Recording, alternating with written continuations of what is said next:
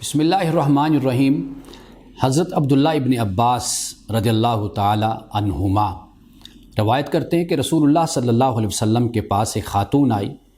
اور اس نے عرض کی یا رسول اللہ صلی اللہ علیہ وسلم، میں مرگی کی مریضہ ہوں، یعنی یہ ایک دماغی مرض ہے جس کا میں شکار ہوں، اور اس حالت میں میرا جسم بھی برہنہ ہو جاتا ہے، یعنی میں ننگی ہو جاتی ہوں۔ عرض کی یا رسول اللہ صلی اللہ علیہ وسلم میرے لیے دعا کیجئے۔ آپ نے فرمایا کہ اس بیماری سے نجات کے لیے دعا کروں یا پھر دوسری صورت یہ ہے کہ تم اس کے بدلے میں جنت لے لو، یعنی مراد یہ ہے کہ تم جنت کے حقدار بن جاؤ اور اس بیماری میں ہی زندگی گزارو۔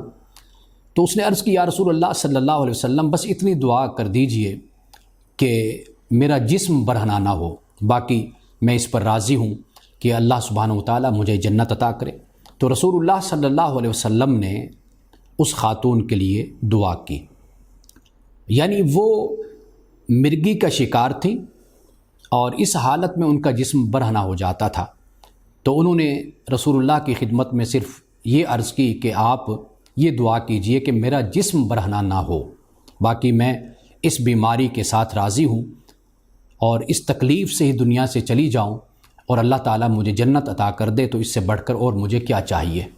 اب آپ یہ دیکھیے کہ رسول اللہ صلی اللہ علیہ وسلم نے یہ بتایا کہ اگر کوئی تکلیف، کوئی مصیبت، کوئی بیماری اگر تم پر آتی ہے اور تم اس بیماری اور اس حالت میں اگر اپنے اندر برداشت رکھتے ہو اور امید اور توقع یہ رکھتے ہو کہ اللہ تعالیٰ اس کے ذریعے سے تمہیں جنت عطا کرے گا یا تمہاری آخرت کو بہتر کر دے گا، لیکن اس کا مطلب ہرگز یہ نہیں ہے